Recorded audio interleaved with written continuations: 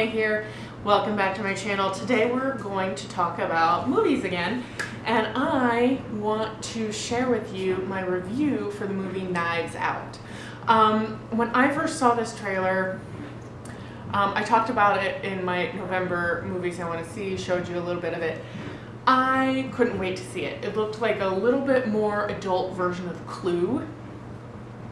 And I realized, like, when I was watching it, it's like a mix of Gosford Park meets Clue. And yeah, kind of like a cross between those two. There was another movie. Pardon me. Yeah. There was another movie I thought that it reminded me of, but now it escapes me. But yeah, so all-star cast, ridiculous cast. Daniel Craig as he's not an official detective. He's kind of like a Sherlock Holmes. Sherlock, that's what I was thinking of. So yeah, like, so Daniel Craig, you don't really know where this movie takes place, but he has this ridiculous, and overall I tend to enjoy Daniel Craig. However, his accent was awful.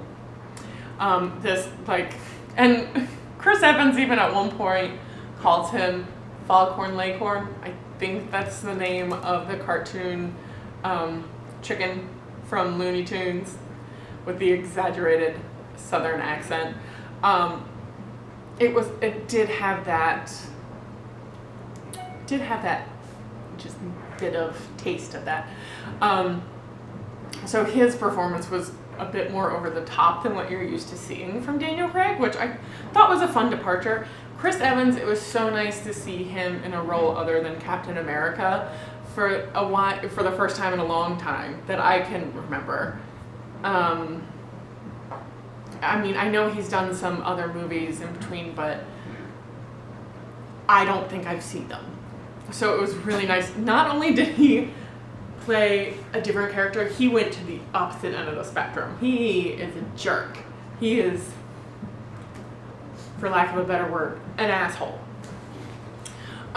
So yeah, it was kind of fun to see that. Christopher Plummer, I wasn't really expecting him to have that much of a role, since his character is the one that, I mean, this isn't going to spoil anything, they give it away in the trailer, but he's the one who dies. But he's in it a lot more. Jamie Lee Curtis was fun to see her. Michael Shannon, actually, it was, I mean, he always plays pretty intense characters, but to play a little bit, he still has his intensity, but he was also a little bit ridiculous.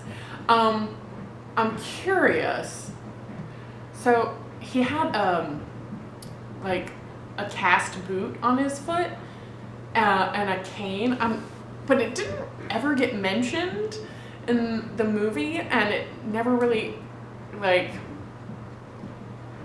served any purpose. So I'm wondering if he actually broke his foot before filming and that was real, and they just, like, incorporated it. But yeah, it's like filmed in this ridiculous house, and they even, in the movie, the police detectives refer to it as straight out of a Clue board. Like hidden passageways and doors and windows, and just the imagery. It was very wonderful cinematography. It's one of those I want to see again now that I know what happens. Excuse me, I'm very yawny. Now that I know what happens, I'm curious to go back and see it again to see what kind of foreshadowing is throughout without realizing it, you know? I was definitely, like, as I'm watching it, because his house is, like I said, ridiculous, and he's a mystery novelist, murder mysteries. He's kind of like a James Patterson, I think. Sorry, Fraggle wanted to join the review. Hi. Say hi. Yeah, so Christopher Plummer's character is like a James Patterson type mystery novelist. So his house is like filled with all these odd statues and like just, it's a ridiculous house. And at first, I mean, I will say the movie does not go where I thought it was going to be. It is not a stereotypical murder mystery. Like, you pretty much know the gist of what happened about halfway through it. But yeah, just the characters are just so over the top and so ridiculous that it is reminiscent of Clue, but it just doesn't reach that quite level of camp.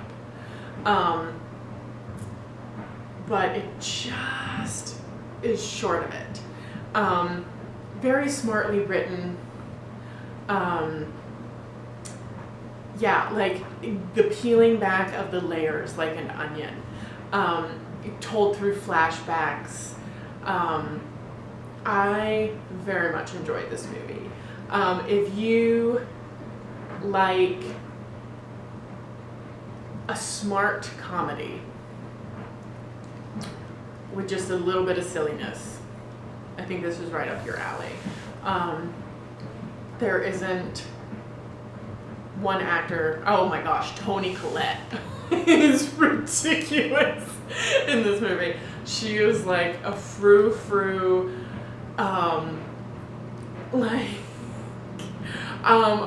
I think they called her an influencer. That was basically her job, but she's like so flighty and so silly, and Fraggle is giving me all sorts of kisses. Yeah, oh ding. What's up with all the kisses, kid? You pretending that you're cute. Ah, that was my eyeball. That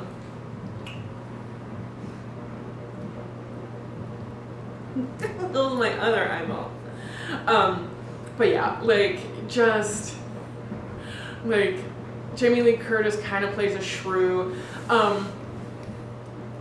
This is a complete rambling review, but anyway, if you like smart comedies with a dash of the silliness, highly recommend it. Go out and see it. It's the good, for Thanksgiving weekend. The kids got Frozen 2, and I feel like the adults got Knives Out, and I'm all for that. So, yeah.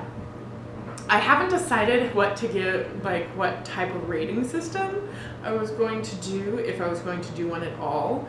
I thought about giving them Fraggles, like 3 out of 4 Fraggles, but I think that sounds a little silly.